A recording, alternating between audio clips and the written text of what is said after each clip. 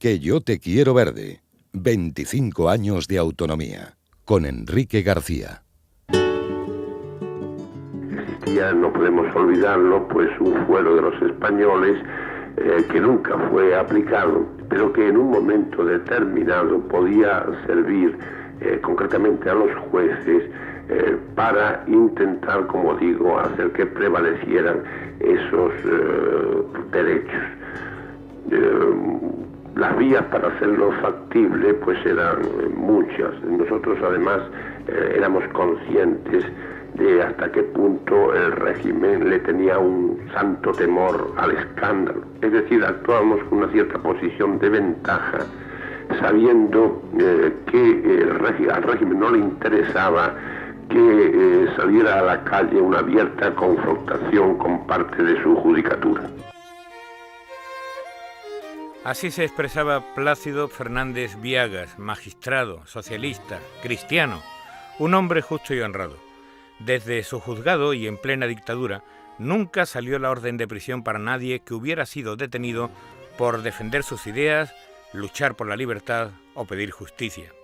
Fue el primer presidente de la Junta de Andalucía y con el acto de su toma de posesión, en el histórico Salón de la Diputación de Cádiz el 27 de mayo de 1978, se recuperaba el camino que durante la Segunda República había ya iniciado Andalucía para conquistar un gobierno regional con un estatuto cuyas bases ya se habían establecido en Córdoba en el año 1933. Sin embargo, 3 años más tarde, ese camino quedó cegado con la rebelión militar que provocó la Guerra Civil. El silencio sobre una Andalucía libre, una bandera, unos símbolos y unos sueños quedó impuesto para un largo periodo de 40 años, una madrugada de agosto de aquel trágico 1936 en las afueras de Sevilla. Caminito de Carmona, caminito de Carmona, ve y dile a los caminantes.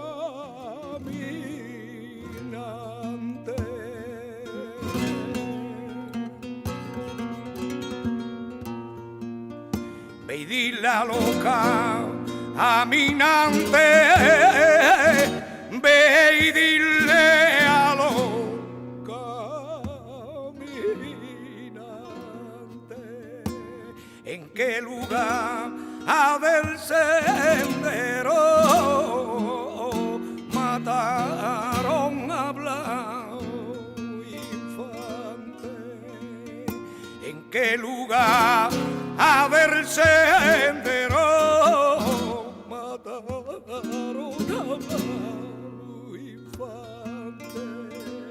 El nombre de Blas Infante reapareció por primera vez en público el 2 de noviembre de 1971, en un artículo que publicó ABC de Sevilla bajo el título Blas Infante y su ideal andaluz. El autor del texto, José María Osuna, médico, natural de Carrión de los Céspedes, comunista y amigo de Blas Infante. Fue él quien hizo el encaje para que los incipientes movimientos que se organizaban, todavía en la clandestinidad, se encontraran en torno a una preocupación por Andalucía y además ya con una referencia histórica. Así lo reconoce Alejandro Rojas Marcos, que pronunció por primera vez en público la palabra autonomía antes de conocer a la figura y el legado de Blas Infante. La palabra autonomía nosotros públicamente empezamos a manejarla algún año después, y la primera vez que aparece públicamente, que nosotros pedimos un estatuto especial para Andalucía, es en una conferencia en el mes de mayo, en la primavera, abril-mayo del 70, en Estepa, en el Casino Cultural de Estepa, ¿no? En donde el título de la conferencia era, creo recordar, algo sobre política. Y ahí sí, ahí expuse, hace falta un estatuto, como lo tuvieron catalanes, vascos y gallegos en la República, como Blas Infante quería hacerlo y tal, ¿no? Y ya nosotros profundizábamos mucho en lo que era Andalucía, su autonomía, porque a mí José María Osuna fue el que me enseñó la bandera de Andalucía y el que me habló por primera vez de Blas Infante y el que me dio el libro del ideal andaluz. La primera organización en torno a la cual se aglutinan las pocas personas que empezaban a comprometerse con el regionalismo es Compromiso Político, una empresa pantalla que permitía reunirse a sus socios para el debate político bajo el amparo de supuestas juntas generales de accionistas. Rojas Marcos es ya el líder de esta organización cuando el Tribunal de Orden Público le condena 2 veces y acaba en la cárcel. A la salida, se decide a dar un salto cualitativo, a superar la etapa de compromiso político y a plantearse la creación de lo que sería ASA, Alianza Socialista de Andalucía. A la salida convoqué una reunión de los dirigentes del grupo, como gente como Rafael Illescas, como Diego de los Santos, como Fermín Rodríguez Añudo, como Guillermo Jiménez, como Juan Carlos Aguilar, Luis Gruñuela, no sé si lo he citado, en fin, no sé si Ángel Tarancón, no sé si me dejó alguno. Nos reunimos, nos fuimos 3 días a una huerta de Mairena del Alcor, y allí estuvimos encerrados y allí decidimos dar ese paso de radicalización, de que por un lado iba una estructura, por un lado un manifiesto. Hicimos el manifiesto, transformamos Compromiso Político en Alianza Socialista de Andalucía, buscamos ese nombre, hicimos un manifiesto y yo fui a París a verme con José Martínez, el editor de Ruedo Ibérico, para que editara el manifiesto. Paralelamente a este núcleo germinal de lo que luego sería el Partido Andalucista, otras personas y colectivos se movían en distintos ámbitos. Surgen escritores que muestran un claro compromiso con Andalucía, como Alfonso Grosso, Manolo Barrios o el malogrado José Luis Ortiz de Lanzagorta, quienes, junto a otros, son reconocidos como integrantes de la narrativa andaluza. Antonio Burgos publica Andalucía Tercer Mundo, apoyándose en la más doliente seña de identidad de la Andalucía de comienzos de los 70, el subdesarrollo. Ese libro se agota, se hacen todo tipo de ediciones y supone una sacudida, una llamada al compromiso para muchos de los que lo leyeron. Y para mí es muy gratificante ver que muchas personas te digan ahora, no, yo la vez primera que me planteé Andalucía como sentimiento fue de estudiante o en el colegio mayor o en los últimos años del bachillerato o recién casado, tu Andalucía Tercer Mundo. No está lejos el día,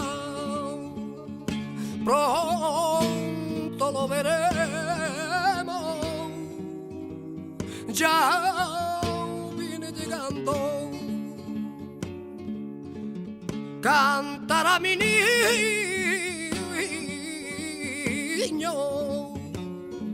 lo que estoy labrando,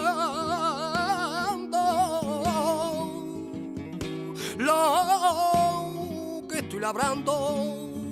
Desde la Universidad de Sevilla surge una revista, La Ilustración Regional, que abría un nuevo foro de reflexión sobre la realidad cultural y social de Andalucía. Soledad Becerril, que luego sería diputada, ministra y alcaldesa de Sevilla, participa en esta iniciativa. Éramos un grupo de andaluces, fundamentalmente de personas de Sevilla, pero también había personas de otros puntos de Andalucía, y nuestra preocupación se centraba allí y lo que queríamos era hablar de Andalucía. Ya había alguna revista en aquellos momentos de ámbito nacional, una revista de gran difusión y de gran éxito, como fue entonces Cambio 16. También había otra revista como era Triunfo, también de gran divulgación, y a nosotros nos parecía que debíamos centrarnos, sin obviar algunos otros temas de carácter nacional, pero que debíamos centrarnos en Andalucía porque era una laguna y bueno, sobre todo era la preocupación de las personas que estábamos allí. Casi paralelamente, Manuel Clavero impulsa desde el rectorado de la Universidad de Sevilla otro foro, más dirigido hacia las cuestiones sociales y económicas.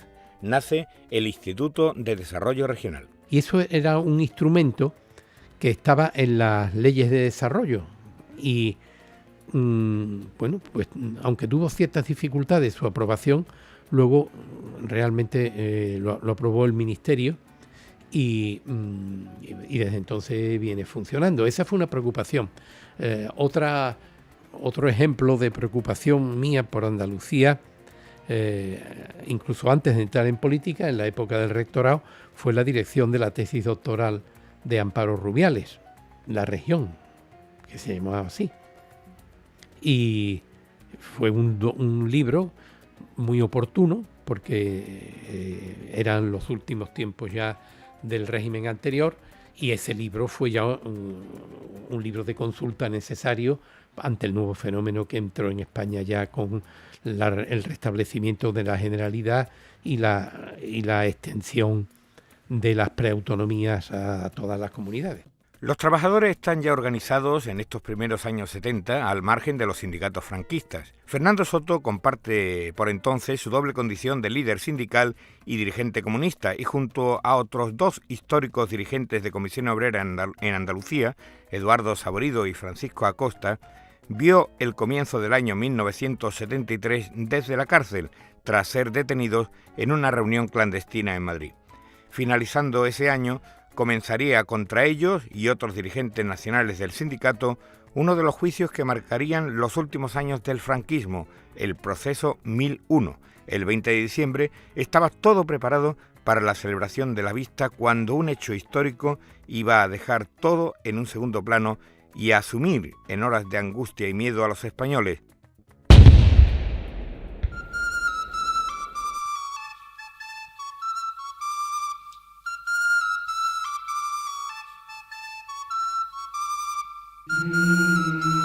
ETA acabó aquella mañana con la vida del almirante Carrero Blanco, jefe del gobierno de Franco. Aquel año se nos había ido para siempre Pablo Picasso, quien no pudo volver a ver a su tierra andaluza disfrutar de la libertad. Al otro lado del océano moría también Pablo Neruda, incapaz su salud de sobrevivir al golpe de Pinochet en Chile. Acontecimientos que se vivieron muy de cerca y con profundo pesar en Andalucía, donde también rebrotó la esperanza una madrugada, la del 25 de abril de 1974. La esperanza, con aroma de clavel, llegaba desde la tan cercana Portugal. Grândola Vila Morena, terra da fraternidade, o povo é quem mais ordena dentro de ti a cidade, dentro de ti a cidade, o povo é quem mais ordena, terra da fraternidade. Vivía todavía Franco y la flebitis del verano del 74 no había podido con la vida del dictador, que todavía tendría tiempo para firmar sus últimas sentencias de muerte. En Andalucía seguía el atraso, el subdesarrollo, y los andaluces tenían que seguir emigrando. Pero ya había sonado el quejío de Salvador Tábora en los escenarios, un quejío distinto al que había surgido siempre desde el fatalismo de siglos de abandono. En Andalucía, ya hemos visto, ya estamos viendo, pasito a paso apuntaba a la vida una nueva voluntad de ser. A pasito seguro vamos andando, que la grasa y la tierra se va juntando, se va juntando, se va juntando. A pasito seguro vamos andando, Andalucía va a ser, Andalucía será tierra que dé pa' comer a quien trabaje su pan. A principios de 1975 la bandera andaluza era muy poco conocida, pero la verdiblanca ondeó por primera vez al aire en aquella primavera por iniciativa del periodista Nicolás Salas. Fue en Sevilla. En la Feria de Muestra propuse que se pusiera la bandera andaluza y claro, la sorpresa fue mayúscula, ¿no? Pero desde el primer momento me apoyó el presidente, que era don José Jesús García Díaz, y el secretario, que era Miguel Sánchez Montes de Oca. Esos dos fueron mis dos valedores. Los demás, pues poco a poco se fueron convenciendo. Y entonces la condición era que se pusiera la bandera, pero conjuntamente con el pendón de Sevilla. Y delante del casino de la exposición, un poquito más alta, dos banderas de España, no una, sino dos. Para de alguna manera demostrar, ¿no?, que aquí... Y así se puso, ¿no? Y entonces pues tuve el primer incidente con el gobernador civil, el famoso Carateja, ¿no? Alberto Leiva. Alberto Leiva Rey, que me mandó a llamar con la policía para que le explicara qué significaba aquello. ¿Y qué significa el lema? Pues decía, eso de Andalucía por sí, para la humanidad, ¿qué significa? Yo le decía, señor gobernador, significa lo que dice literalmente, ¿no hay? Entonces, usted me responde de que eso no es... No sé, yo le respondo que ahí no hay separatismo ninguno. Yo recuerdo aquella anécdota porque verdaderamente fue... Bueno, me criticaron a muerte, ¿no? Me llamaron que había puesto la bandera del Betis, un corresponsal que había aquí de La Vanguardia, que era un tal Jaime Jover, que era redactor de ABC también. Y me publicó una crónica en La Vanguardia tomándonos a pitorreo a los andaluces y a la bandera y demás. Y otro que también maltrató fue don López Rodó, que la llamó, en Algeciras la llamó trapo. Y yo con él me enfrenté y tuve una polémica muy, muy dura, porque me pareció que era una falta de respeto y de insensibilidad política que no venía acá.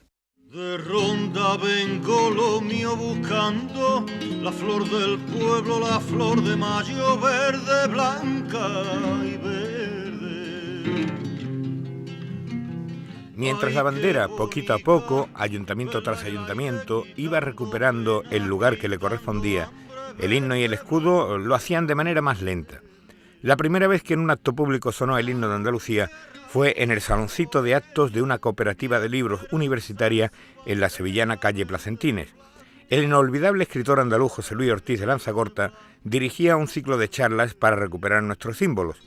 Con la partitura del himno que le había facilitado Luisa Infante, celosa conservadora del legado histórico de su padre, José Luis Ortiz de Lanzagorta se dirigió un día a casa del pianista Pepe Romero y allí, en el piano que utilizaba el artista para componer y ante el micrófono de un rudimentario magnetofón Uher de carrete, le pidió que convirtiera el papel de la partitura en música. Era como despertar a un niño de la siesta y así sonó aquello.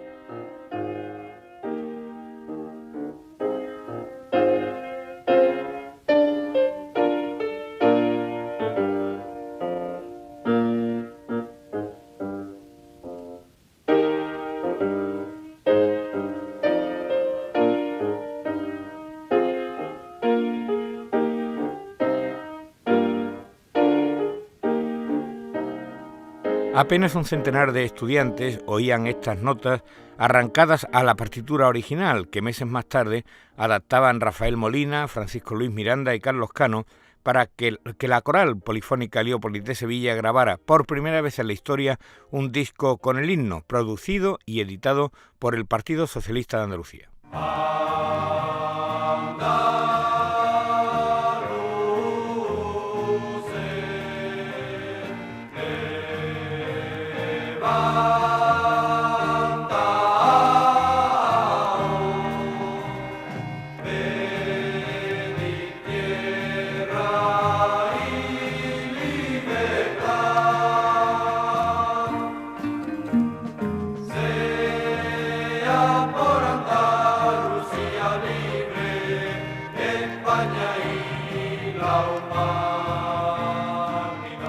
Esta primera versión en disco del himno ya la pudieron oír miles de andaluces cuando sonó como noticia de portada en el informativo andaluz que la cadena SER había puesto en marcha en otoño de 1976. Era el primer informativo de difusión andaluza que se hacía en la radio, con vocación de colaborar a la vertebración de una región, la nuestra, Andalucía, haciendo que los oyentes, al compartir el relato de lo cotidiano, aunasen voluntades y se encontrasen en aspiraciones comunes. Sonaba siempre este mensaje.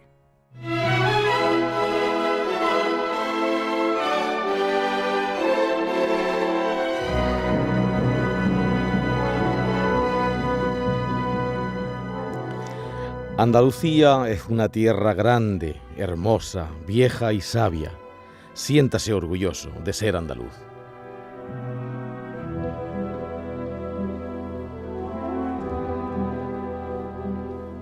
En la primera mitad de los 70 se distingue en esta tarea de ruptura con los tópicos y de disconformidad con una realidad social insostenible el decano de la prensa de Sevilla, el Correo de Andalucía, que bajo la dirección del sacerdote José María Javierre da cobijo a personas e ideas que gozaban del denominador común de un compromiso con la tierra y con la lucha por las libertades y los derechos humanos. La lucha por los derechos humanos, por un horizonte de libertad, por una esperanza y... porque Andalucía levantara la cabeza, nos unía a todos, nos empalmaba a todos. Y sabiendo que cada uno tenía planteamientos distintos, don Alfonso de Cosío, ¿recuerdas? O don Ramón Carande. Otra que nos persona unían a inolvidable, todos. claro, don Entonces Ramón. resulta que cabíamos todos, los extremistas, los comunistas, los socialistas, los andalucistas, los sindicalistas, los empresarios. Teníamos hasta Soledad Becerril, que acudía a las reuniones, ¿recuerdas? Los curas. Y de alguna manera el cardenal, que se dejaba complicar en las cosas. Y que claro, me decía a mí, pero yo es que soy franquista. Digo, claro, eso es lo malo que tiene usted, ¿no? Eran vísperas de acontecimientos históricos trascendentales, no solo para Andalucía. En España había llegado la hora. Todo lo que en España, en Europa se ha armado, obedece a una conspiración masónica izquierdista en la clase política, en contubernio con la subversión comunista terrorista en lo social, que si a nosotros nos honra, a ellos les envilece. Españoles, Franco ha muerto. ¿Juráis que el cuerpo que contiene la presente caja es el de su excelencia el jefe del Estado y generalísimo de los ejércitos, don Francisco Franco Vagamonde, el mismo que os fue entregado para su custodia en el Real Palacio de Oriente de Madrid a las 6:30 del pasado día 21? Sí lo es, lo juro. Señores consejeros del reino, señores procuradores, al dirigirme como rey desde estas cortes al pueblo español, pido a Dios ayuda para todos. Os prometo firmeza y prudencia. Confío en que todos sabremos cumplir la misión en la que estamos comprometidos. Queremos el hombre nuevo de España, el hombre nuevo del mundo. Así. Tras el relevo en la jefatura del Estado en el mes de diciembre hay un indulto del que se benefician los sindicalistas andaluces del proceso 1001. Ya Francisco Acosta había salido de la cárcel unos meses antes. La llegada de Fernando Soto y Eduardo Saborido congrega en la estación de San Bernardo de Sevilla a miles de personas. A Fernando Soto todavía se le ponen los pelos de punta al revivir aquel recibimiento y las sensaciones mezcladas de esperanza, alegría y miedo.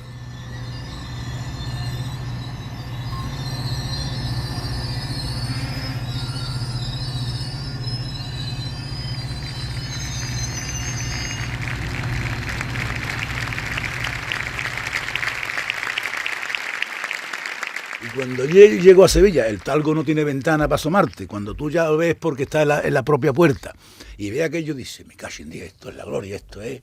En esto ni siquiera habíamos soñado. Ya por fin estamos en la libertad. Pero inmediatamente esa explosión de alegría, de abrazar a mi mujer, de abrazar a mi hermana, de abrazar a mis hijos y cosas por el estilo. Hasta así, es una mirada y ve los cascos de los grises y tú dices, me cago en Dios, vamos a ver cómo salimos de aquí. Y es que en estos primeros meses de la monarquía, con Arias Navarro todavía como presidente del gobierno, los hábitos represores del franquismo siguen ejerciéndose contra los obreros, estudiantes o contra cualquier persona o acontecimiento que resultara molesto para la autoridad de turno. Y con eso se encontró José Navarro, alcalde de la localidad natal de Blas Infante, la malagueña Casares. Navarro quiso homenajear a Infante en marzo y después en mayo de 1976. No le dejaron y su iniciativa le costó una fuerte multa y su destitución como alcalde. El gobernador civil de Málaga, cuyo nombre ni siquiera me quiero acordar, González de la Puerta, era militar de aviación, psiquiatra, y lo vivió el homenaje, claro. Me llamó, me dijo que por qué se le hacía un homenaje a un fusilado por Franco. Yo le dije que no fue fusilado, que no fue fusilado por Franco, sino que fue asesinado.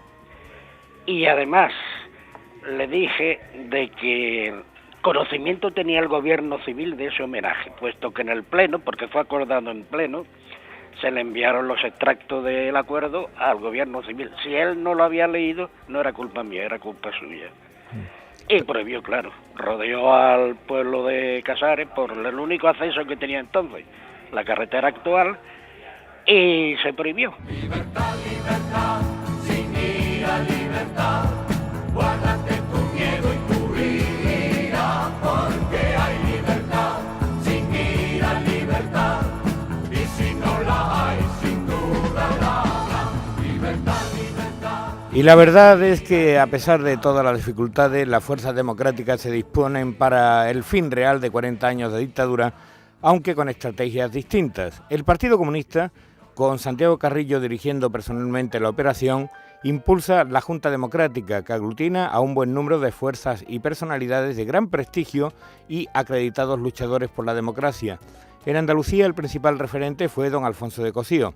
El PSOE no se integra en la Junta y crea paralelamente la Plataforma Democrática. Los motivos nos lo explica José Rodríguez de la Borbolla. Yo diría, resumiendo mucho, que la Junta Democrática era una operación política dirigida a intentar que en España hubiera una salida de la crisis, o sea, de la dictadura a la italiana, por así decirlo, con un partido muy fuerte de centro-derecha y con un partido comunista básico en la izquierda. Esa era la opción estratégica de Junta Democrática y no era la nuestra. Nosotros no queríamos esa salida, lógicamente. Y no es que no quisiéramos ir con todo el mundo para la democracia, sí, queríamos ir con todo el mundo para la democracia, pero no con una perspectiva, un horizonte en el cual el Partido Comunista fuera la fuerza hegemónica en la izquierda.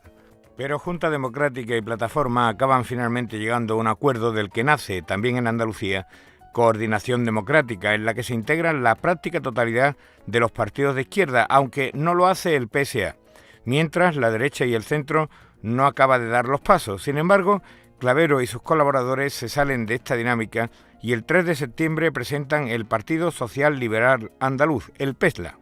Ideas más bien de centro, que no era un partido socialista, aunque muchos partidos social liberal andaluz se hacían un lío. Partido socialista liberal, ¿esto qué es?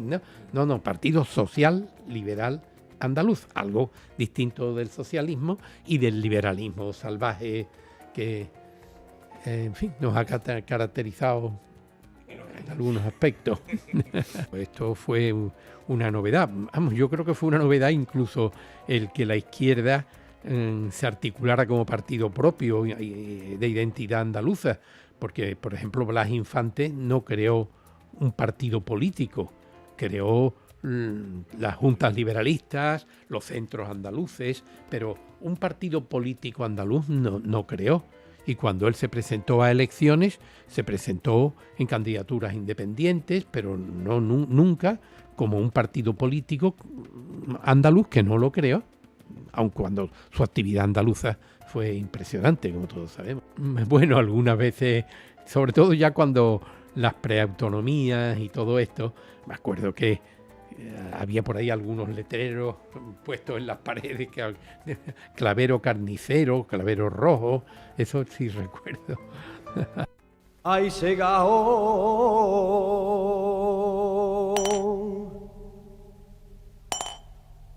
ay, Segao,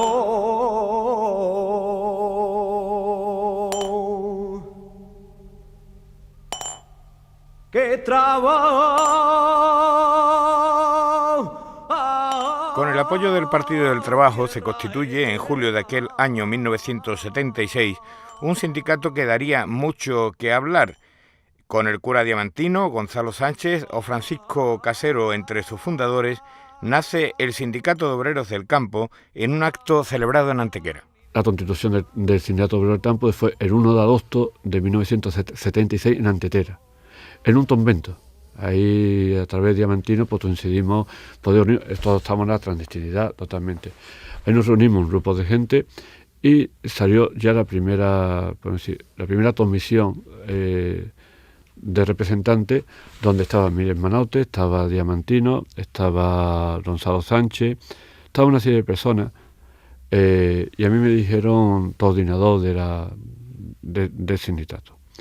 Bueno, ya posteriormente ya hicimos la primera asamblea en diciembre de ese mismo año, en Nervión, también en un colegio de monjas también, y ahí hicimos ya la primera asamblea, donde ya se eligieron ya tomo presidente a Gonzalo Sánchez y yo tomo secretario general, y ya los terminó posteriormente el año siguiente el Congreso de Morón, que fue ya, realmente ya cuando tuvimos ya un desarrollo mucho más activo. Se arrebujan los vinos, sienten temores,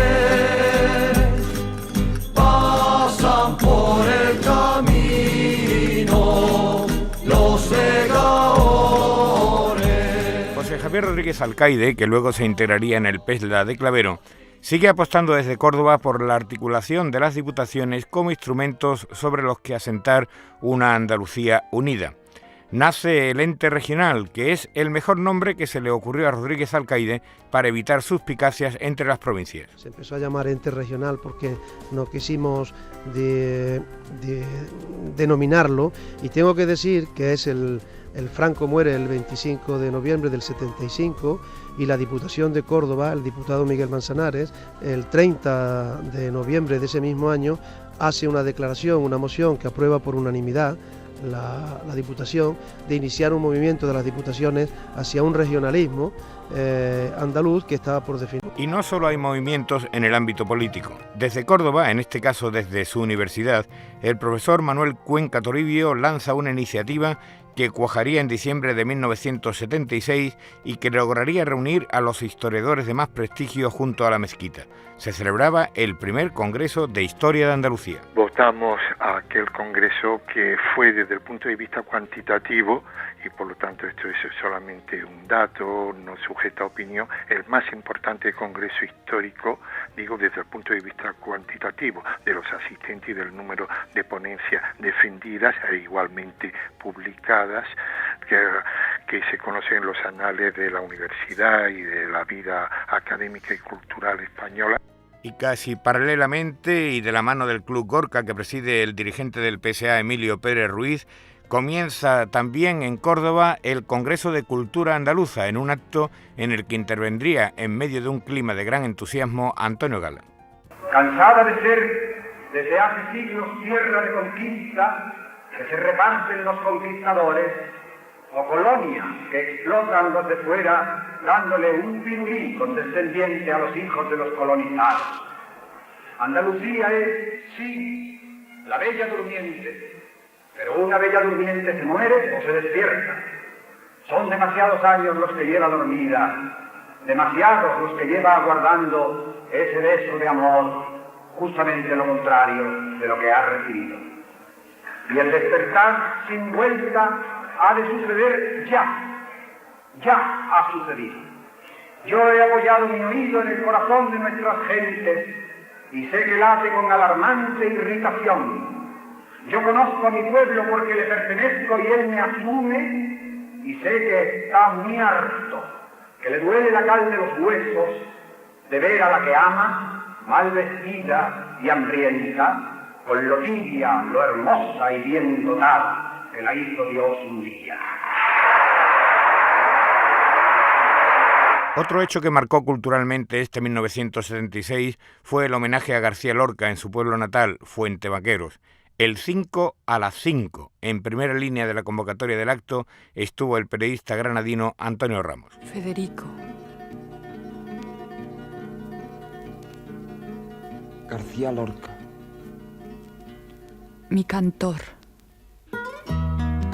Estaba prohibido hablar de Lorca en su Granada, en la Granada que, siguiendo las instrucciones de Queipo de Llano de darle café, había sido detenido y conducido a un lugar cercano para ejecutarlo. Y nosotros estábamos en Granada y se nos ocurrió romper aquel silencio y aquella ignominia. Durante 10 meses la comisión de los 33 se reunió hasta que decidimos dar la cara con el siguiente manifiesto. En los primeros días de la Guerra Civil, Federico García Lorca caía ejecutado en el barranco de Bizna. Se ha dicho que para dar muerte a un poeta, muerte verdadera, hay que matarle 2 veces, una con la muerte y otra con el olvido. Por ello, y porque creemos llegado el momento de reivindicar su memoria y la de cuantos cayeron entonces en iguales circunstancias, os convocamos ahora, como amantes de la justicia y de la libertad, para rendirles público homenaje en el mismo lugar e idéntica fecha en que Federico naciera hace 78 años. la plaza de Fuente Vaqueros, el próximo día 5 de junio a las 5 en punto de la tarde. Y con su guitarra el pueblo cantó, los cuatro muleros, como canto yo, su sangre, su obra, su corta vida recordaré. Yo sé que mi amigo todos los días vuelve a nacer, él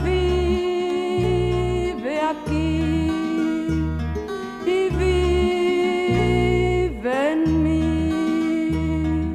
Y el año finaliza con esperanza. Adolfo Suárez había conseguido que las Cortes franquistas se autoinmolaran aprobando el proyecto de ley de reforma política que el día 15 de diciembre es sometido a referéndum. Habla, pueblo, habla, tuyo es el mañana. Habla y no permitas que roben tu palabra.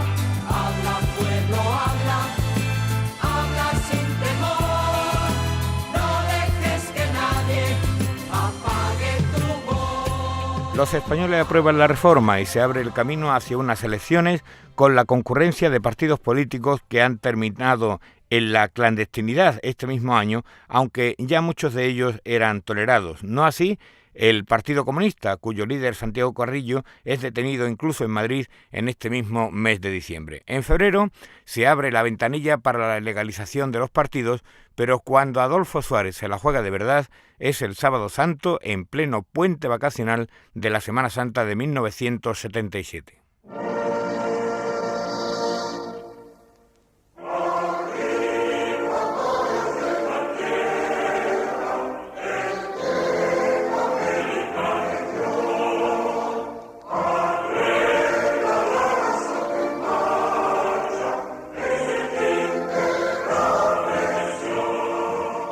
Autorizadas del Ministerio de la Gobernación han confirmado que el Partido Comunista de España ha quedado legalizado e inscrito en el...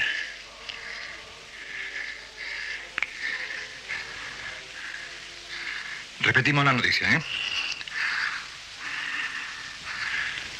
Hace unos momentos, fuentes autorizadas...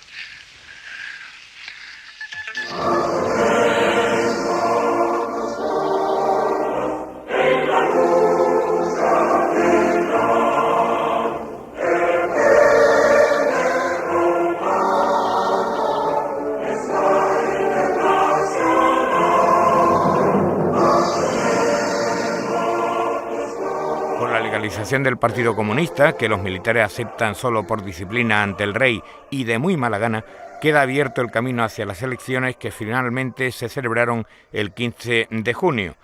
La UCD gana estas elecciones, pero el PSOE obtiene unos resultados muy por encima de los esperados, con 118 escaños, y es la fuerza más votada en Andalucía. El Partido Comunista sienta en el Congreso a 20 diputados y Alianza Popular tiene que conformarse con 16. Aquí están los socialistas, los de la manita abierta, los que defienden su tierra ante el paro, la migración, los del olivito verde. El PSA, que se había presentado en coalición con el PSP de Tierno y con Carlos Cano, que le hizo este jingle, no obtuvo ni un solo escaño, unos resultados absolutamente desalentadores, como reconocen Luis Uruñuela y Emilio Pérez Ruiz. Se nos ocurrió, porque nos sentíamos débiles, no nos sentíamos con fuerza, coaligarnos con el Partido Socialista Popular, con el que habíamos estado en la Junta Democrática. Eso fue un error enorme, porque aunque evidentemente nosotros éramos poco conocidos, porque habíamos nacido y vivido dentro de la clandestinidad y en la dictadura, pero bueno, el poco conocimiento que pudiéramos tener lo teníamos como PSA, no como coalición. Si no es por la fortaleza y la convicción que Alejandro tiene personalmente como animal político que es, yo creo que aquello hubiera ido al fracaso definitivo. O sea, aquello no se hundía. Yo además se lo decía. Digo, Alejandro, esto sigue porque tú estás aquí. Si tú no estás aquí vamos, cada uno nos vamos para nuestra casa. Con estos resultados, el PSA se queda sin representación en la Asamblea de Parlamentarios Andaluces, que se reúne por primera vez en el verano de 1977 en el Palacio de Congresos de Torremolinos. A esta asamblea acuden los parlamentarios de Ceuta y Melilla y la discusión se centra sobre si estas dos ciudades deben o no formar parte de la Andalucía autónoma hacia la que se pretende llegar. El debate es fuerte, pero la de Torremolinos finalmente sería la única asamblea a la que asistirían los parlamentarios de ambas ciudades. Ceuta y Melilla quedaban excluidas del proceso, como recuerda el profesor Clavero.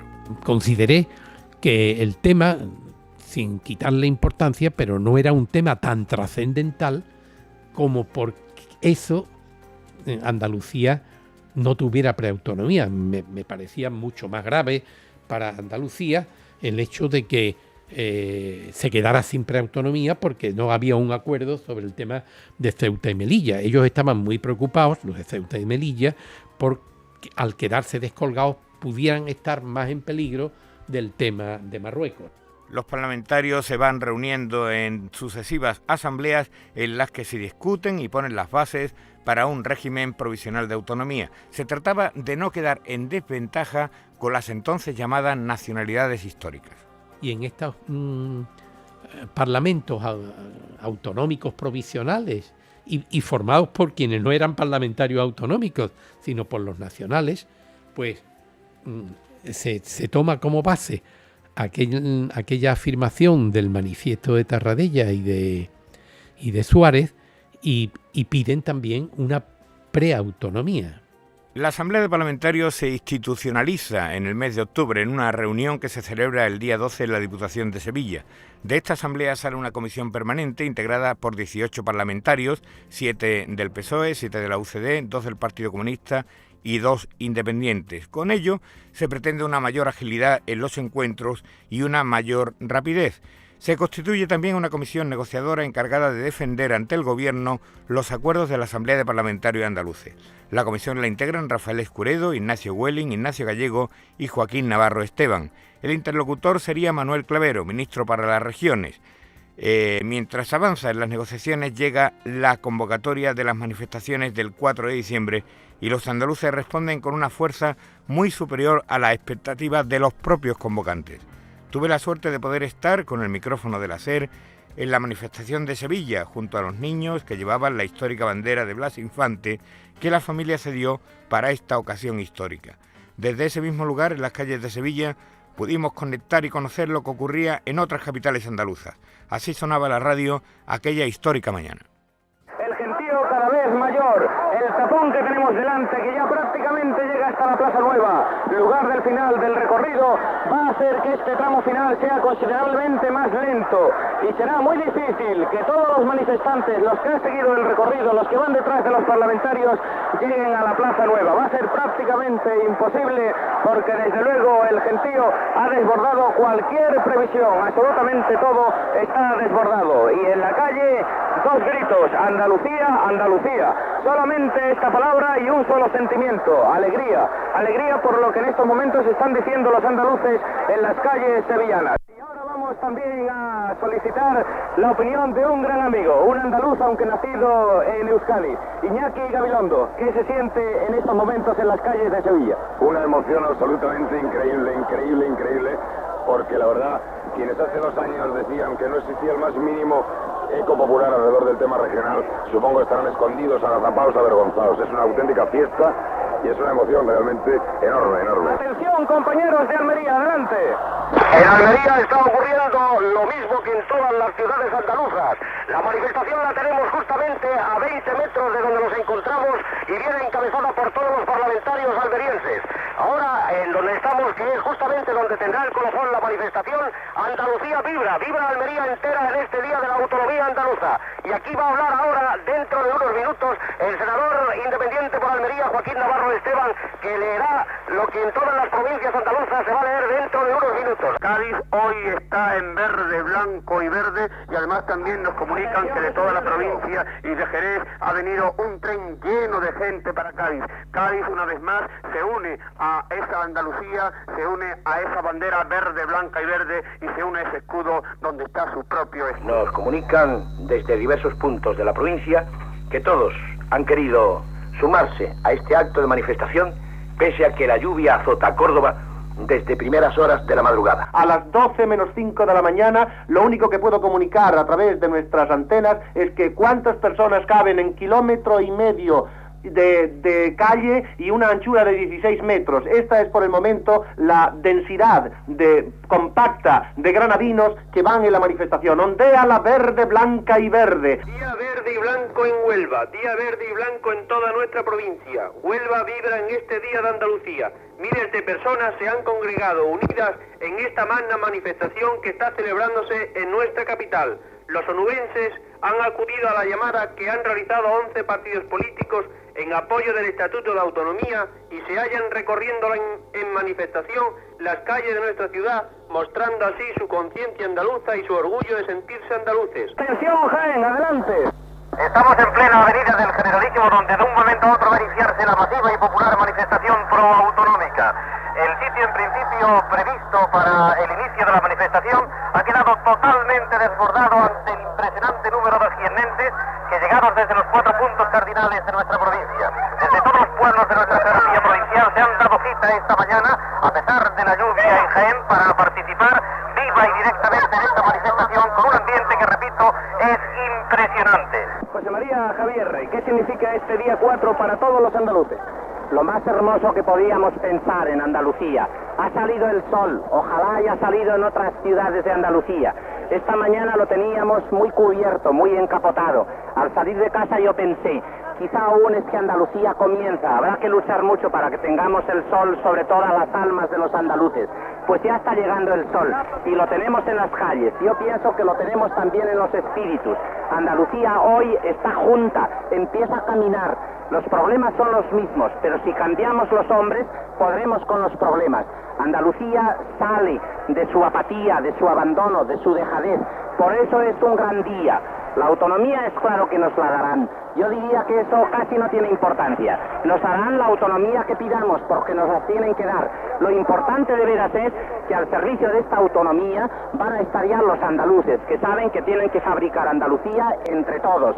Nadie nos la regalará. Empieza un capítulo nuevo de nuestra historia y hay sol sobre las calles de Andalucía. Enhorabuena, Andalucía. ¿Qué siente un parlamentario como el señor de la Peña Cámara ante lo que ocurre hoy en Andalucía? Mis 80 años se rejuvenecen a más de la mitad con esta maravilla del entusiasmo andaluz para algo que va a conseguir. Este es un primer paso muy sólido y el camino será largo, pero se triunfará. Estamos en plena cabeza de la manifestación. Alfonso Guerra, toda Andalucía en las ondas. Para toda Andalucía, ¿qué les diría ahora? Yo digo que viva Andalucía libre y autónoma. Esa es la alegría de los andaluces. Y vamos a tratar de ponernos a la altura de nuestro coche porque prácticamente la cabeza de la manifestación está encima de la unidad móvil de Radio Sevilla. Manuel Ruiz Lagos, un andaluz. ¿Habrá disfrutado hoy o es algo más profundo?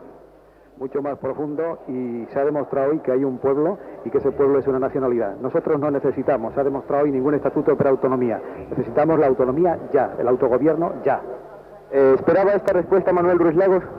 Yo creo que sí, porque muchas veces lo que se ha hecho ha sido infravalorar a nuestro pueblo y hoy ha dado la respuesta que todos esperábamos. ¿Y qué siente y piensa José Luis Ortiz de Lanzacorta? Yo ya no puedo hablar, yo estoy hecho polvo. Este era el día que esperábamos todos para empezar. Esto es el principio, no es una meta, es un pórtico, nada más. Ahora es cuando empieza la lucha del pueblo andaluz. Andalucía sufre unas condiciones generales de vida que son muy inferiores a las de otras zonas del país. Y todos estos problemas exigen unas soluciones urgentes. Y es por esto precisamente por lo que exigimos la más rápida institucionalización de los órganos de representación y gobierno autónomo, la consecución de un régimen provisional de autonomía. La preautonomía abrirá el camino para que el pueblo andaluz apruebe su propio estatuto de autonomía. En este gran día para Andalucía, y yo me atrevería a decir para España, quiero que llegue a vosotros el sentimiento más sincero de orgullo y satisfacción por pertenecer a un pueblo que se alza y se levanta dispuesto a conquistar su derecho a la libertad, a la igualdad, con todos los demás pueblos de nuestra querida España.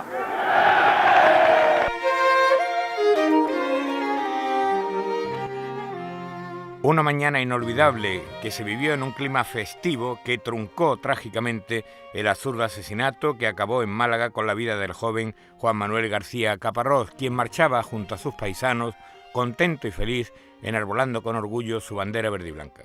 Málaga y toda Andalucía pasaron de la fiesta al dolor y este dio paso a una tensión que se vivió durante varios días, sobre todo en la capital malagueña, como recuerda Francisco de la Torre. Fue dura la tarde del 4 de diciembre, fue muy duro el 5, el día del entierro, fue muy duro el entierro de Juan Manuel García Caparrós y después los días siguientes hasta que se normaliza, dentro de lo que cabe hablar de normalización, un momento de tensión muy fuerte que desgraciadamente vivimos en Málaga y fue una pena el fallecimiento de este chaval joven que en la enorme bronca que se armó en la ciudad como consecuencia de que la Diputación no había puesto la bandera de Andalucía, ¿no? Y era pues una Diputación, la de Málaga entonces, o su responsable, que no había entendido, ¿no?, el proceso de cambio que se estaba produciendo en España y la identificación de todas las provincias de Andalucía con el proyecto andaluz, ¿no?, con que el símbolo de la bandera de Andalucía tenía que estar allí ese día como estaba en la manifestación. ¿Por qué razón señalaron con sangre la fiesta de los andaluces? Con un asesinato que a nada conduce, pues no renunciaremos a nuestra autonomía. Andalucía tendrá como escudo tu nombre y orgullo, tu furia y tu fe. Los malagueños te llorarán siempre y nunca te olvidarán, José Manuel Caparrós. Tu bandera blanca y verde, ahora que nadie te apunta, cuélgala en el cielo azul.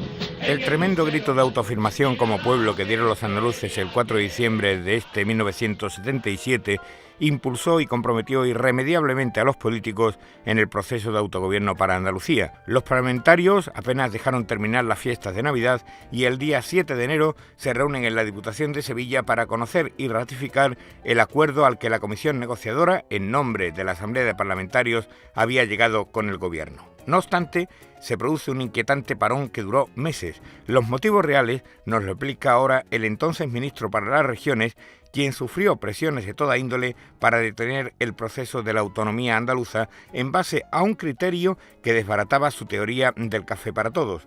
Así de nítido le llegó el mensaje a un Clavero que se negó a aceptarlo. Preautonomía, Cataluña y el País Vasco. Pero ya esos parlamentos autonómicos funcionando y pidiendo preautonomía. Y entonces hay una presión muy grande sobre el gobierno y para que el fenómeno preautonómico, con declaradas ya Cataluña y el País Vasco, estamos igual que estábamos en la Constitución del 31. Esto hay que pararlo. El resto, cuando llegue la Constitución, sí, que se acojan a la Constitución. Pero preautonomía, nada más que estas dos. Yo creí que entonces salía de ministro. Vamos, me parecía que salía del gobierno. Dentro del propio partido había quien estimaba que el tema autonómico había que resolverlo para resolver el problema vasco y catalán. Pero después de eso ya no había que entrar más en temas. ¿Qué pasa? ¿Por qué se para esto? Porque pues que nos llevamos parado un buen rato. Estaban negociándose entonces Galicia, estaba negociándose Canarias, estaba negociándose Aragón y estaba negociándose la Comunidad Valenciana y Andalucía. Estaban en ese tiempo negociándose. Y entonces un día me llama Suárez y dice, continúan las negociaciones. Hizo el cambio de ministro y no me quitó. Y superado ya este parón, Andalucía reanuda su proceso. Tras la reunión de la comisión negociadora con Clavero, los parlamentarios se reúnen el jueves 13 de abril en el Salón de Plenos de la Diputación de Málaga. El texto acordado con el ministro es aprobado por unanimidad y los parlamentarios, todos, aplauden puestos en pie. El gobierno de Suárez aprueba el decreto el 19 de abril y lo publica en el Boletín Oficial del Estado el día 27. La institución preautonómica se llamará Junta de Andalucía y tendrá 2 órganos, el Pleno y el Consejo Permanente. El primero contará con 39 miembros y el segundo, el Consejo Permanente, estará formado por 17 personas.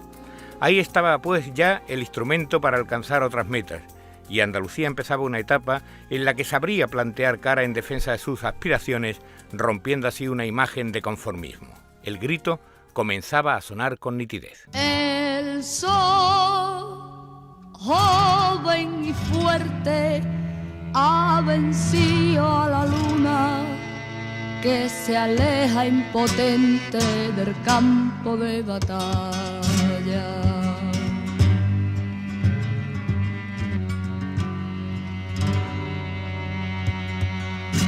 La luz vence tinieblas por campiñas lejanas.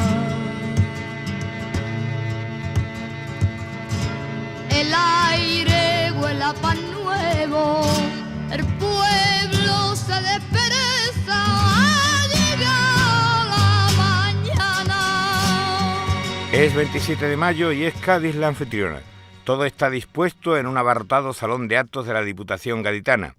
Entre el público asistente, políticos como Manuel Chávez, Alfonso Guerra, Felipe González, José Pedro Pérez Llorca o Rafael Arias Salgado. La sesión solemne la ha convocado el Ministerio para las Regiones y preside Manuel Clavero. Plácido Fernández Viagas entra en el salón como senador y sale investido como primer presidente de la Junta de Andalucía de la historia.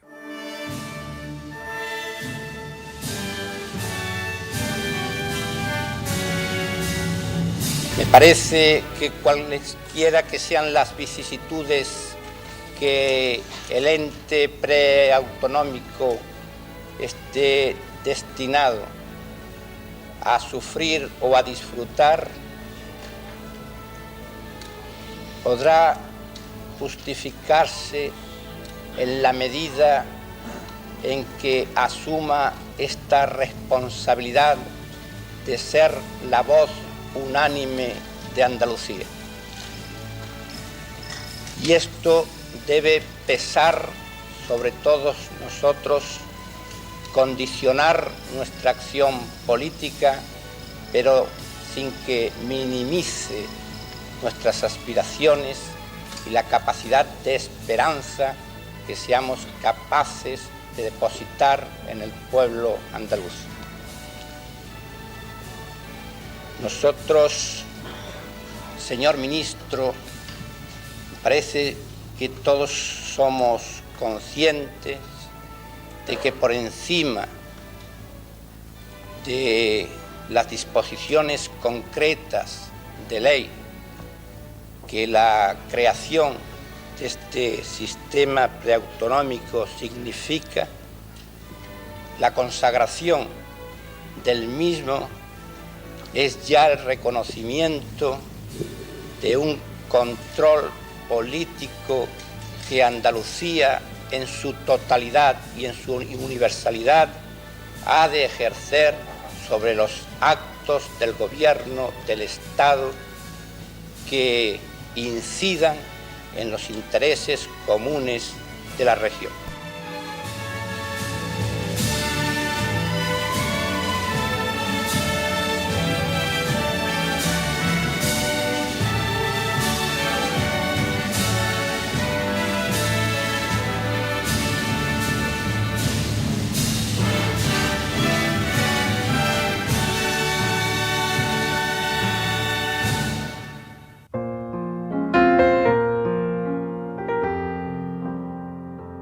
Pasado el momento de la solemnidad, llegaron los de la penuria. Unos despachos de la Diputación de Sevilla son las únicas dependencias que se destinan a la presidencia de la Junta.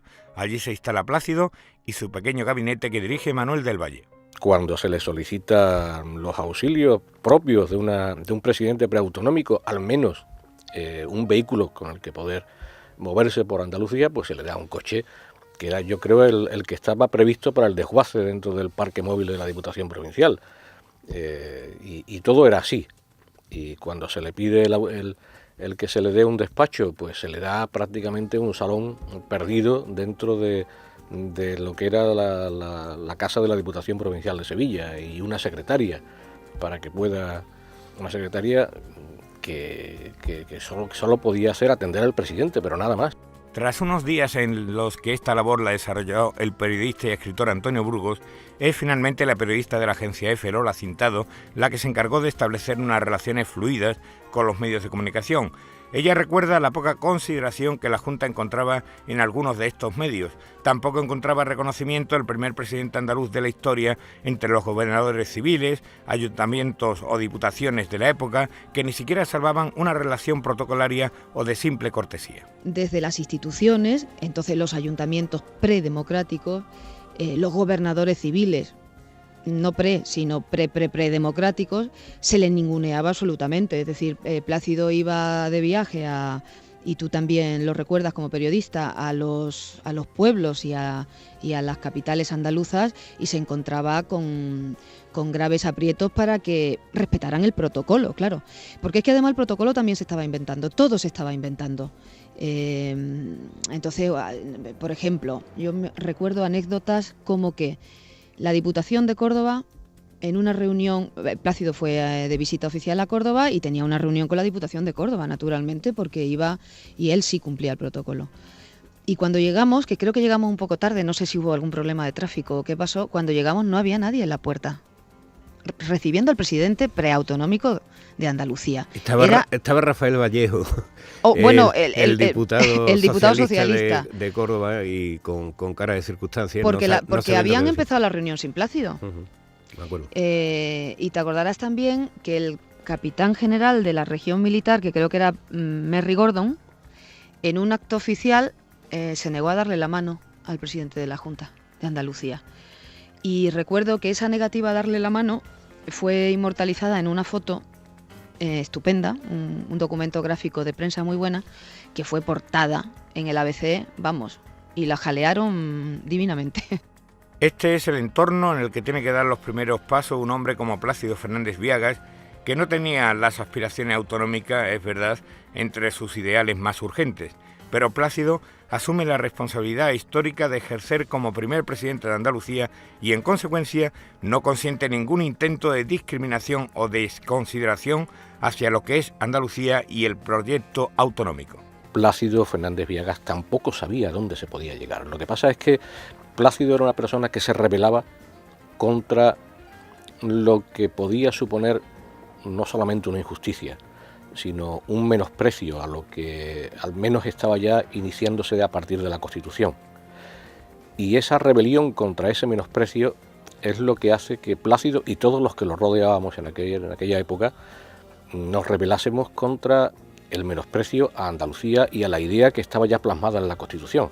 Pero, repito, sin saber hasta dónde se podía llegar. Y mientras se empiezan a negociar las transferencias, no solamente con la Administración Central, sino también con las diputaciones, para que la Junta empiece a gestionar competencias hasta ahora encomendadas a las mismas. Paralelamente, también aparece un caballo de batalla. Hay quien piensa que el territorio andaluz habría que dividirlo en dos comunidades. Los intentos más fuertes que se hacen encaminados a plantear una división del territorio surgen desde los parlamentarios granadinos y almerienses de la UCD, aunque Antonio Jiménez Blanco, a quien se le reconoce el liderazgo en este grupo, niega hoy que existiera un movimiento organizado con esta finalidad de dividir a Andalucía en dos. Las dos Andalucías pues fue por una cuestión que se planteó, como usted sabe, de siempre en Andalucía, por razones históricas que ya no tienen sentido, pero también en la Córdoba de 1933, pues se pensó no en dos Andalucías, porque en la Constitución hay algunas frases que hablan de la posibilidad de federaciones de comunidades autónomas, pero no es eso. Se trataba de, quizá, de algo, por ejemplo, pues a mí me gustaría que el AVE hubiera bajado a Sevilla y a Cádiz, y por el otro lado a Granada, a Málaga y a Almería, o sea, que es una región muy grande. Entonces teníamos un poco la preocupación de que no hubiera un equilibrio y que esto perjudicara a algunos que éramos, por ejemplo, en aquel momento, pues diputados por Granada. Pero no otra cosa. Luego después, naturalmente, aquello, pues, tuvo un resultado democrático que aceptamos absolutamente. Y yo le digo que, vamos, yo para mí un resultado en democracia es la clave de mi vida, ¿no? Y entonces yo vivía ya en Madrid además, pero que todo eso pues nos cargó un poco la historia, ¿no? En el sentido personal, no nos fue agradable. Pero yo, lo de 2 autonomías a una autonomía, nunca he dudado que es una autonomía la andaluz. Manuel Clavero, en cambio, sí entiende que hubo un peligro serio de escisión y además un doble peligro. Por un lado, la división de Andalucía en Andalucía Occidental y Andalucía Oriental, e incluso un tercer intento de unir a Almería con Murcia para crear una comunidad entre estas dos provincias, la almeriense y la murciana. Recuerdo perfectamente ese intento que tiene por protagonistas que me lo hacían a mí mucho más difícil, pues diputados de UCD. Incluso recuerdo que algo de lo que se ha hablado menos, entonces eran las dos Andalucías. Es más, recuerdo que un día hubo el mal gusto, por lo menos para mi manera de ver, que se emitieron unas tarjetas con la bandera de Andalucía Oriental. Hubo un intento de la tendencia hacia el este, hacia el levante, de Almería, y pensaron la posible unión con Murcia. Que aquello, me recuerdo las reuniones que tuve con diputados de UCD para hacerle ver que ni la historia de Andalucía, ni la realidad política aconsejaban que Almería se constituyera en una comunidad o en una preautonomía con Murcia. Y vuelva envenenada, Jaén tus aceituneros, Cádiz por tus marineros, por tus silencios Granada, Almería la olvidada, Córdoba en tus labradores, Málaga por los clamores, con tu sangre proclamados, Sevilla por los costados rotos de tus resplandores, por ti Huelva envenenada. En octubre de 1978, Plácido Fernández Viagas hace pública su propuesta de firmar un pacto que garantice para Andalucía la consecución de una autonomía del mismo nivel que las que el texto constitucional, todavía no aprobado, pero conocido y público, establecía para Cataluña y el País Vasco. Hay quien dice que la idea del pacto surgió de José Rodríguez de la Borbolla. ¿Y qué más da? Yo creo que la idea le tocó a Plácido defenderla. Lo cierto es que Plácido Fernández Viagas es quien ofrece el pacto, que es acogido con distintos grados de entusiasmo, aunque resulta muy difícil de rechazar porque su espíritu recoge la exigencia que el pueblo andaluz lanzó desde la calle el 4 de diciembre del año anterior. Las distintas formaciones empiezan a tomar posiciones y el PSA lo hace con una cierta desconfianza hacia la virtualidad de ese pacto. Internamente nosotros tuvimos un gran debate si firmábamos o no firmábamos. No estábamos de acuerdo con los planteamientos, pero decíamos es un paso más. Y si se coge el discurso que yo en nombre de los andalucistas expreso en el día de la firma del Pacto de Antequera, en Antequera, ahí está todo dicho. Nosotros decimos no nos satisface, no es suficiente, no basta, pero es un paso. Y nosotros no nos quedamos fuera. Y además dije y precisé, el texto que acabamos de firmar quiere para Andalucía. Me parece recordar que la palabra es la autonomía más eficaz. Exactamente. Y entonces yo dije, nosotros no queremos la más eficaz. Nosotros queremos la que la Constitución llama plena. Ahí ya se ve desde el primer día a dónde iban unos y dónde íbamos otros. Ellos querían la más eficaz, porque no se querían coger los dedos de 143 o lo que fuera, ¿no? Y nosotros dijimos, no, la más eficaz no. Y además está dicho en el discurso. La plena. En el camino de reconocer la importancia del pacto coincide el firmante por el Partido del Trabajo, Isidoro Moreno, quien reconoce también que todo fue posible gracias a la actitud de Fernández Viagas, una actitud abierta a todos los partidos. Esa, digamos, labor de Plácido yo creo que fue muy importante para conseguir lo que yo creo que fue el centro, lo más importante en su etapa, breve etapa, pero yo creo que fértil y muy interesante e importante etapa en la presidencia de la Junta Preautonómica, como fue el Pacto Autonómico de Antequera del 4 de diciembre del 78, que por cierto, posteriormente alguna gente a nivel incluso académico y algunos por decirlo desde la derecha y otros desde posiciones pues más radicales han criticado, pero que yo creo que sin ese pacto, estoy convencido y en ese sentido pues tengo cosas escritas al respecto, no se hubiera dado de ninguna manera el 28 de febrero del año 80. Aquel 4 de diciembre de 1978 fue un día intenso en Antequera y trascendental para toda Andalucía. A las 10 de la mañana se reunieron los parlamentarios en asamblea y a las 11 lo haría el Pleno de la Junta, que aprobaría oficialmente la bandera verde y blanca como bandera de Andalucía. Por la tarde se firmaría el que ha pasado a la historia como Pacto de Antequera y que firman el PSOE, la UCD, el Partido Comunista, Alianza Popular, PSA, Partido del Trabajo, Democracia Cristiana Andaluza, Izquierda Democrática, Reforma Social Española, la ORT y Acción Ciudadana Liberal. Ahí quedaba el gran legado político de Plácido Fernández Viagas, que meses más tarde dejaría la presidencia de la Junta. Su sucesor, Rafael Escuredo, encontró en este pacto la herramienta para impulsar la tremenda batalla que le tocaría a él protagonizar. Hay una ruta a seguir donde están de acuerdo todos, que eso es fundamental. Es que claro, hoy lo miramos y decimos, no, tal era lo lógico. No, se venía de unas peleas muy fuertes, de unas confrontaciones muy fuertes. Él fue capaz de redactar ese documento, de llevarlo a Antequera, de conseguir con conversaciones previas que había tenido con unos y con otros, y en la misma convención de Antequera, perfilar, matizar hasta conseguir el consenso, y al final, si uno dice, ¿por qué llegamos al 151? ¿Por qué llegamos? Es fundamentalmente, entre otras razones, claro, pero el punto de origen está en el Pacto de Antequera. El esfuerzo de mis manos, la vida tengo que ganar.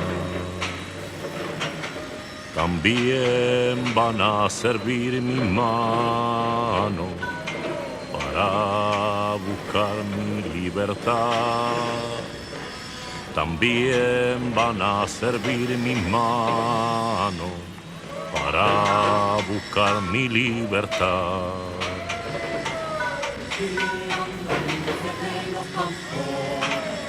En pie andaluces del taller, en pie andaluces del trabajo, en cualquier país que esté, en pie andaluces del trabajo, en cualquier país que esté, con el esfuerzo de mis manos. Hoy el recuerdo de Plácido Fernández Viagas concita sentimientos de respeto hacia su figura y el reconocimiento de que, si bien no era un nacionalista, ni de lejos siquiera, supo impulsar el proyecto durante su año de mandato, supo superar las dificultades que acarreaban un gobierno de concentración sin competencias ni recursos, supo navegar junto a un poder local todavía no democrático y nada colaborador y dar un sitio a todos, incluido a los partidos minoritarios.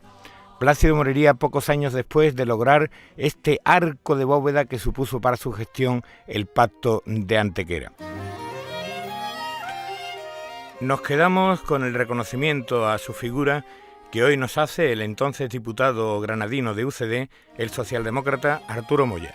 Él hizo posible que unos desde el respeto, otros desde la adhesión ideológica, y otros desde el compromiso personal con la historia de Andalucía, pues él representó sin duda casi un carácter providencial por sus cualidades humanas y sus cualidades no tanto ideológicas como profesionales. Hizo posible la unión de muchas gentes tan dispersas y tan heterogéneas que unos, como te digo, le respetaban por unas cosas y otros pues nos adheríamos por otras. Son muchos los reconocimientos y es que hay muchos motivos para recordar a Plácido Fernández Viagas, pero aunque solo fuera por este pacto de Antequera, Andalucía no debería olvidar nunca a quien fuera el primer presidente de su historia. Coincidimos con lo que en este sentido piensa el periodista y escritor Antonio Burgos. El otro día no sé por qué pueblo pasé en Tomares y vi una calle dedicada a Plácido y me dio mucha alegría. Plácido debe tener una calle en cada pueblo de Andalucía y no la tiene, vamos. Creo que fue, no me quiero equivocar, creo que fue en Tomares donde vi o calle o plaza o glorieta de Plácido Fernández Viagas. Y es una cosa que de luego hizo por, yo creo que vamos, que los cimientos de todo lo que hay, el que entró con una burra en el Jerusalén de Andalucía fue Plácido. Antes incluso de que Plácido dejase la presidencia de la Junta, los ayuntamientos de Puerto Real y Los Corrales se habían adelantado a todo el mundo y pedido la autonomía por el procedimiento que establecía el artículo 151 de la Constitución. En el verano de 1979, Rafael Escuredo se lanzaría a convocar a los ayuntamientos a que celebrasen plenos para aprobar la vía de la autonomía plena. La herramienta para iniciar esa campaña estaba precisamente en el Pacto de Antequera. Quedaba mucho camino, un durísimo camino, pero la musculatura de un pueblo estaba preparada para afrontar la carrera de fondo que se avecinaba. Los ayuntamientos respondieron y antes de septiembre ya se había alcanzado el mínimo que...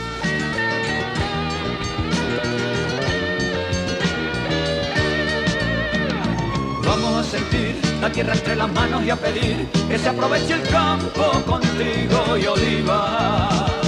Vamos a escribir nuestro futuro libre y a opinar que es lo que más conviene sin venir de arriba. Vamos a dejar de ser los resignados a perder. Vamos a impedir que nos sigan marcando los pasos del baile. Los que siempre opinaron sin arte ni parte que Andalucía es solo cantar y beber. Andalucía nuestra, tú sabes de alegría, pide tus penas. Llegó la hora en que puedas sentarte con la primera. Vamos a empezar a caminar solitos y a llevar toda la carga nueva sin flores ni palmas.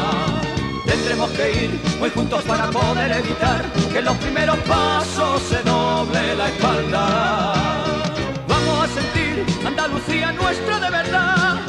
Vamos a vivir con una sola idea en el pensamiento, que aunque quisiera el agua, la tierra o el viento, no habrá ninguna fuerza que nos pueda hundir. Andalucía nuestra, se respira en el aire el fin de la espera.